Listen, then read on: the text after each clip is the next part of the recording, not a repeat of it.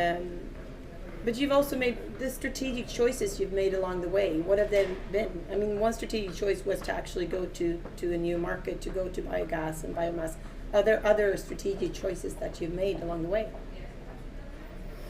Well, it's a lot about the applications, the markets that you think you can access quite quickly and scale it up.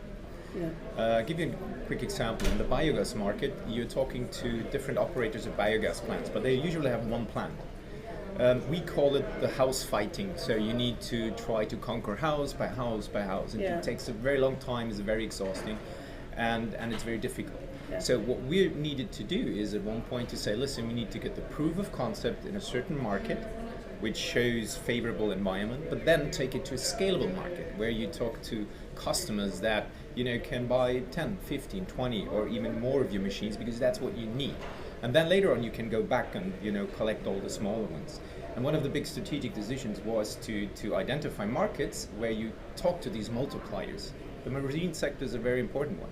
If you go to big shipyards, if you go to guys who run a lot of ships, if they decide in your technology and they decide to roll it out through your whole ship, then you're there. That's what you're looking for, to have the breakthrough for the technology. So that's a very important point, to find the right market and also to have the right timing, which is part you deciding, but you also need to be lucky. Yeah. Environmental changes need to happen, and if all of this comes together and you have a good product, you will be successful. So maritime is one of the, or you call it marine, is one of the most important sectors for you, and you're working within the marine sector. How many installations do you have in the marine sector today?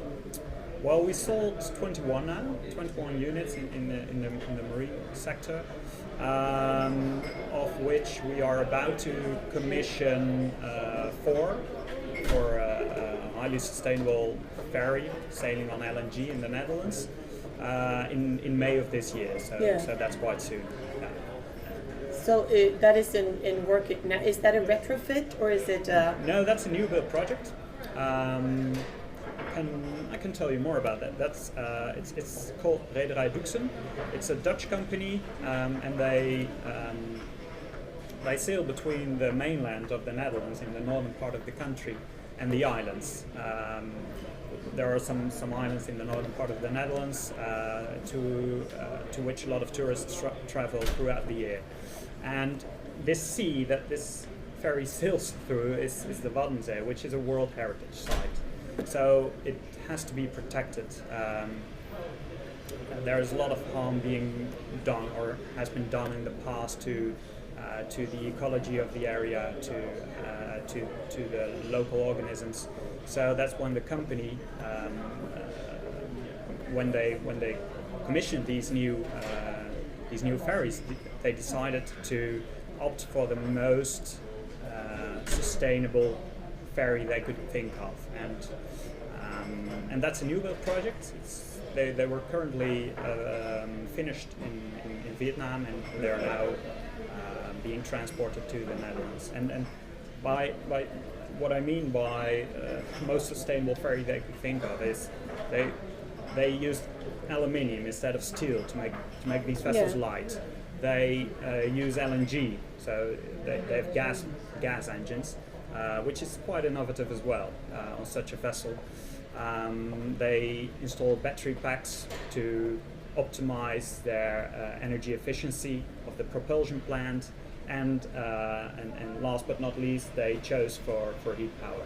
So this is like the typical early adopter we have been looking for, and which we have found in Rederij Duxen.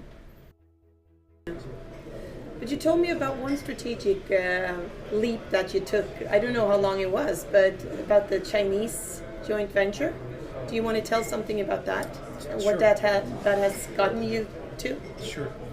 I think the basic fight that every Western company is fighting right now, bringing a new green technology to the market, is that in the Western world, these new innovations are very often seen as risks and not as chances.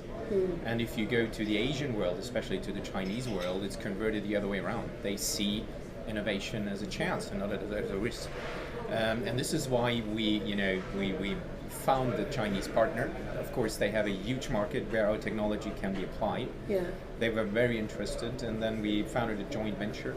and we license certain products to them. And we are now together producing and marketing them, especially to the Asian market. And it's been a very successful partnership so far.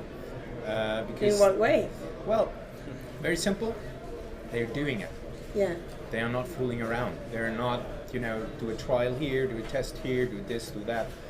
They want to, see your technology. They want to see that it works, and and then they say, let's go out there. Let's go to the market. Let's show it, because in another way, you won't conquer a market. You need to go out there, and in doing so, for example, we just completed with this partner the biggest installation of low waste heat recovery systems based on our technology, with an output of 5 megawatt. So this is like really industrial size right now, and is a trigger, it's a inflection point for our technology. Yeah. And if we were to count how much CO2 reduction that would be, that installation. Oh, you look crazy now. Oh, but how many a units lot. are there? Yeah, it's a A lot. lot, Yeah, yeah. I can imagine. That's why I'm asking you, That's because so I want you to say that. embarrassing right now. Yeah, it's thousands of tons. Yeah, I would think around 20,000 tons a year, something like that. Oh my God, that is a lot. It's a big installation. It's really big. It's 5 megawatt output. That's a lot of electricity. Yeah. And so it does do a very, very positive contribution to the CO2 emissions, and even more. It's not only CO2; it's no emission at all. No. Because what we're doing is we let the engines run 5%, 6% less time. Yeah. You consume less fuel, and therefore it's not burned. There's no emission. So it's a completely emission-free electricity that we are providing to the grid.